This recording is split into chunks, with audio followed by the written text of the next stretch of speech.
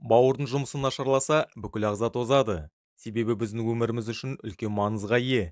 Сізді қандай да бір дерт мазаласа, алдымен бауырды тексертіңіз. Оның жұмысын қалпына келтірмей, аурудан айығамын деп ойлаудың қажеті жоқ. Сондықтан үй жағдайында бауырды мына әдіспен емдеңіз. Сұлы бауырды емдейтін супер дәрі. Оған қоса тазалап жұмысын жеңілдетеді, қабынуды басады. Сұлы бауырға аса қажетті биологиялық құрамға өте бай.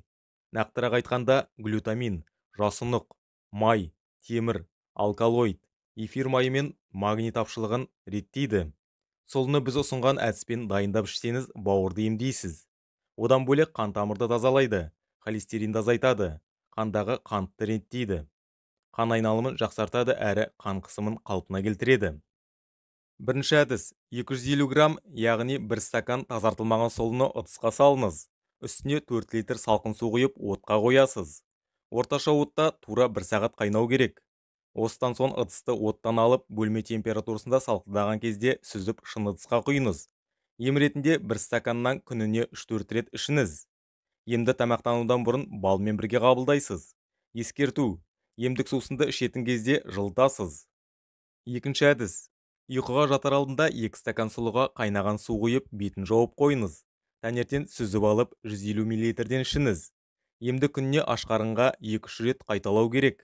Емделу ұзақтығы 2 ай. Осы уақыт өткен соң 2 апта үзіліс жасап, емді тағы қайталаңыз. Ескерту: татымы ұнамаса, суға аз мөлшерде майсыз сүт немесе таза бал қосуға болады.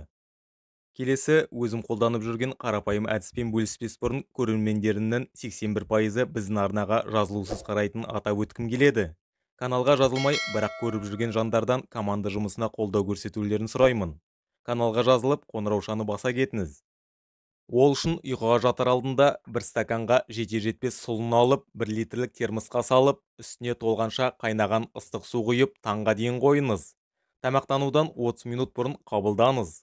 1 айда құлан-таза аурудан айығасыз.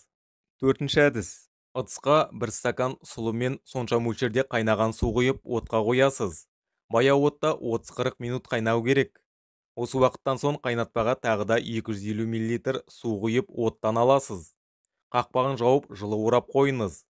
Шамамен 3-4 сағаттан соң дайын болған қайнатпаны сүзіп алып, 50 грамм бал мен жарты лимонның шырынын қосыңыз. Енді ем ретінде 250 мл-ден тамақтан алдын ішіңіз. Емді күніне 3 рет 1 ай бойы жүргізіңіз. Өздеріңіз білетіндей, сұлы бауырдың жұмысын жеңілдетіп, улы заттардан тазалайтын қасиетке ие. Ем кезінде мейлінше диета ұстап, құрамы В, С, Е дәрумендеріне бай тағамды тұтыныңыз. Осымен бейне аяқталды. Арнадан көкөністер мен жемістердің пайдасы мен зияны, сондай-ақ аурулар мен оларды емдеу жолдары туралы көптеген қызықты бейнелер таба аласыз. Сондықтан каналға жазылып, қоңыраушаны басуды ұмытпаңыздар. Видеоны ұнатып, отбасыңызбен және достарыңызбен бөліссеңіз, біздің командада риза болады. Сізбен бірге болған дертке ем арнасы. Келесі кездескенше.